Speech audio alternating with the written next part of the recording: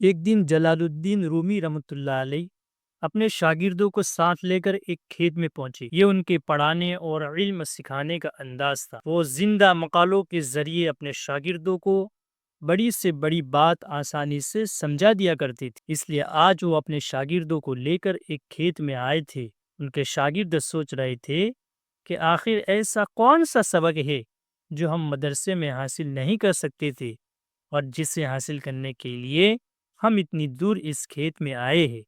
لیکن کھیت میں پہنچ کر جو سبق انہوں نے حاصل کیا، نے تمام شاگردوں کو یہ سمجھا دیا کہ وہ غلط تھے اور ان کے استاذ درست تھے۔ اس کھیت میں ایک کسان بالکل کسی پاگل آدمی کی طرح زمین کھودنے میں مصروف تھا۔ دراصل وہ اپنے کھیت کے لیے کنواں کھودنا چاہتا تھا، مگر جب تھوڑی گہرائی تک زمین کھود کر پانی نہ نکلتا تو وہ اس جگہ کو چھوڑ کر دوسری جگہ زمین کھودنے میں لگ جاتا، اور اس طرح اس کسان نے 8 جگہوں سے زمین کھود ڈالی تھی، مگر حاصل اسے کچھ بھی نہ ہوا تھا۔ مولانا جلال الدین رومی رحمۃ اللہ علیہ نے اپنے شاگردوں سے پوچھا، کیا تم کچھ سمجھ سکتے ہو؟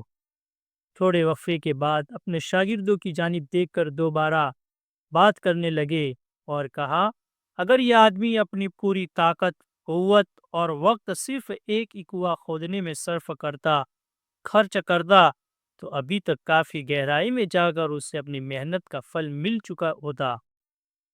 ایک ہی جگہ اگر یہ کسان زمین کھودتا رہتا تو اب تک وہ پانی حاصل کر چکا ہوتا، لیکن اس نے اس قدر محنت بھی کی اور حاصل کچھ نہ ہوا، جبکہ الٹا اس نے اپنا کھیت خود ہی اجاڑ دیا اور اسے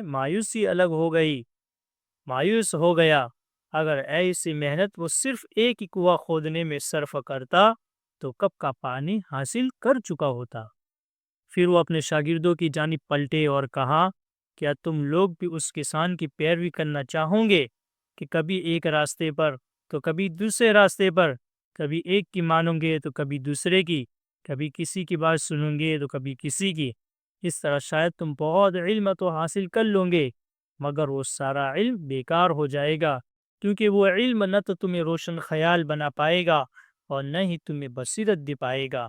ایک چھوٹے سے عمل سے مولانا جلال الدین رومی رحمۃ اللہ علیہ نے اپنے شاگردوں کو ایک بہت بڑا سبق دیا ہے۔ یہی حقیقت ہے کہ اگر واقعی آپ کامیاب ہونا چاہتے ہیں تو آپ کو ایک جگہ اپنا ذہن اور اپنی توجہ مرکوز کرنا ہوگی، جب بھی آپ کامیابی کی بلندیوں کو چھو سکتے ہیں۔ ہمیں اپنے آس پاس بے شمار ایسے لوگ دکھائی دیتے ہیں جن کے پاس بے شمار علم ہے، لیکن وہ علم عمل کے ساتھ ان کی اپنی زندگی میں کہیں دکھائی نہیں دیتا۔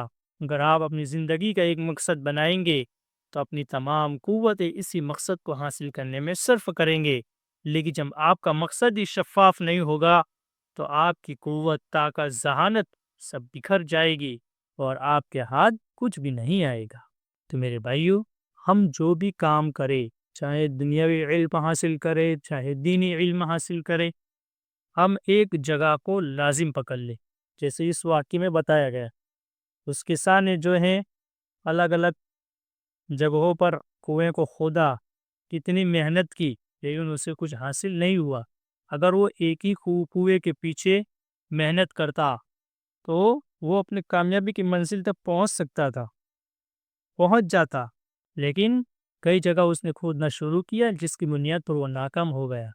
اسی طرح میرے بھائیو، ہم بھی جو ہے ایک ہی جگہ پر محنت کریں گے، ایک ہی چیز کے پیچھے محنت کریں گے، اپنی ساری قوت، ذہانت، نہ وقت، سب کچھ اس کے پیچھے لگائیں گے تو پھر ہمیں کامیابی حاصل ہوگی، ہم اپنی منزل تک پہنچ سکتے ہیں۔ لیکن اگر ہم نے اسی جگہ کو چھوڑ دیا، دوسری جگہ کیا، تو پھر کیا ہوگا؟